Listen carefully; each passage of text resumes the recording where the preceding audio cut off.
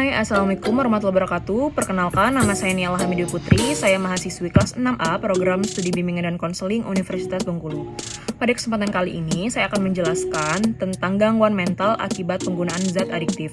Seperti yang kita ketahui, bahwa banyak sekali sekarang kalangan remaja hingga dewasa yang menggunakan zat adiktif. Dan sang pengguna ini ketika mereka menggunakan zat adiktif, mereka merasa sangat nyaman, tenang, dan merasa sangat tentram. Tetapi tidakkah mereka sadari bahwa dengan penggunaan zat adiktif secara jangka panjang itu sangat merusak dan sangat berpengaruh negatif bagi kehidupannya, sekalipun bagi dirinya sendiri. Nah, di sini saya akan menjelaskan apa itu gangguan mental. Nah, jadi gangguan mental atau gangguan jiwa adalah penyakit yang mempengaruhi pola pikir, yang mempengaruhi emosi, dan yang mempengaruhi perilaku dari sang penggunanya. Sama halnya dengan penyakit fisik, nah penyakit mental ini juga mempunyai obatnya. Tapi gangguan mental ini juga memiliki beberapa contoh. Jadi, orang yang memiliki gangguan mental itu contohnya adalah orang yang depresi, memiliki perasaan sedih yang berlebih, memiliki kecemasan berlebih, memiliki gangguan makan, dan bahkan delusi. Nah, tentang ketika kita berbicara tentang gangguan mental akibat penggunaan zat adiktif, nah itu merupakan suatu perilaku yang menyimpang dari norma-norma yang umumnya berlaku pada berbagai kebudayaan di dunia. Dampak gangguan mental dan perilaku akibat penggunaan zat psikoaktif tidak saja berpengaruh pada kesehatan jasmani saja. Nah, tapi juga pada fungsi mental dan kehidupan emosi dan sosial yang bersangkutan.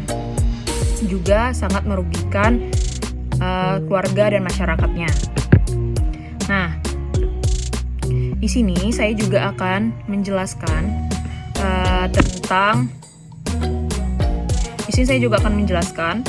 bahwa gangguan mental dan perilaku akibat penggunaan zat adiktif itu diakibatkan oleh penggunaan nafza.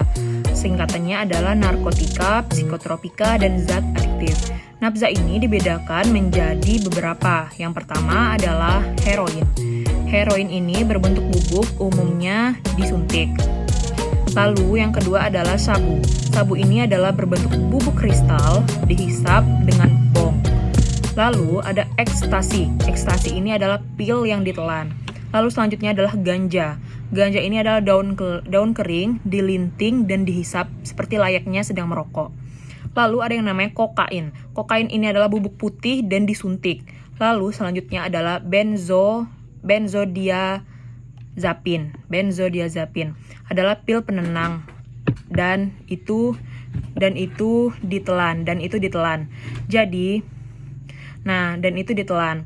Biasanya ini dikonsumsi jika sang pengguna ini sedang merasa dalam kecemasan yang berlebih.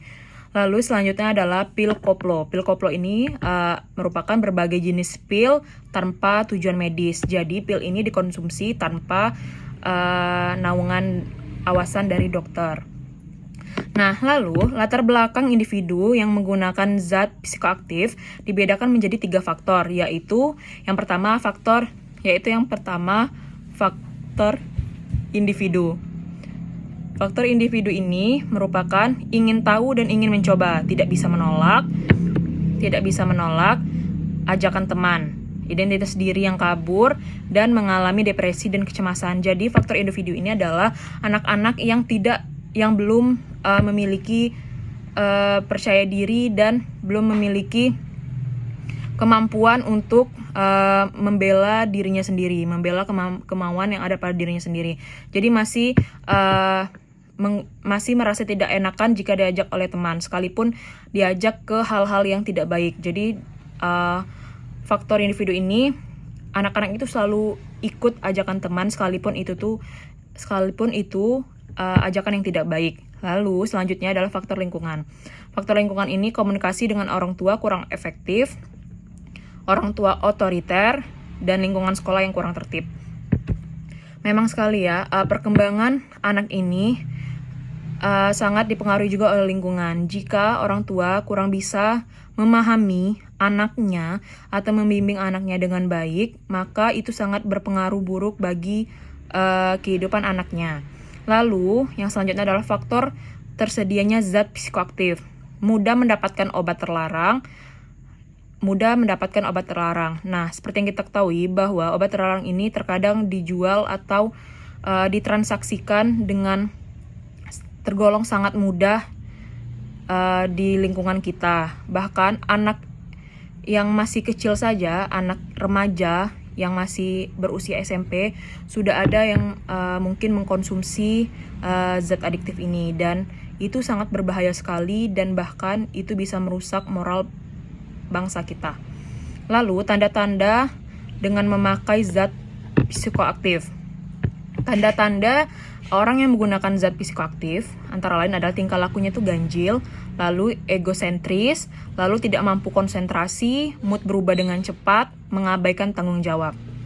Nah, alkohol atau lazim disebut minuman keras seperti wine, vodka, anggur, dan itu mengakibatkan gangguan kesadaran, fungsi kognitif, dan perilaku agresif. Maka dari itu, jika orang yang sering mengkonsumsi minuman keras seperti alkohol, itu mereka pikirannya bisa melayang dan tidak sadarkan diri.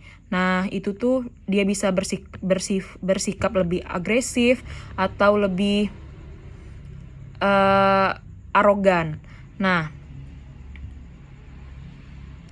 jadi terkait dengan gangguan mental akibat penggunaan zat adiktif ini, itu sangat berpengaruh sekali bagi kita selaku konselor. Karena kita selaku konselor itu harus bisa mengetahui tentang macam-macam zat adiktif ini.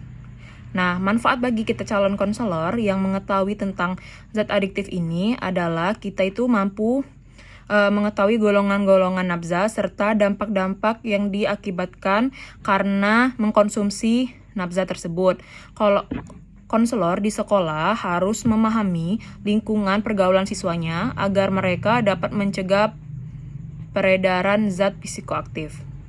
Nah, teman-teman, itulah saja penjelasan dari saya. Kurang dan lebihnya saya mohon maaf. Terima kasih. Saya akhiri. Wabillahi taufiq wal hidayah. Wassalamualaikum warahmatullahi wabarakatuh.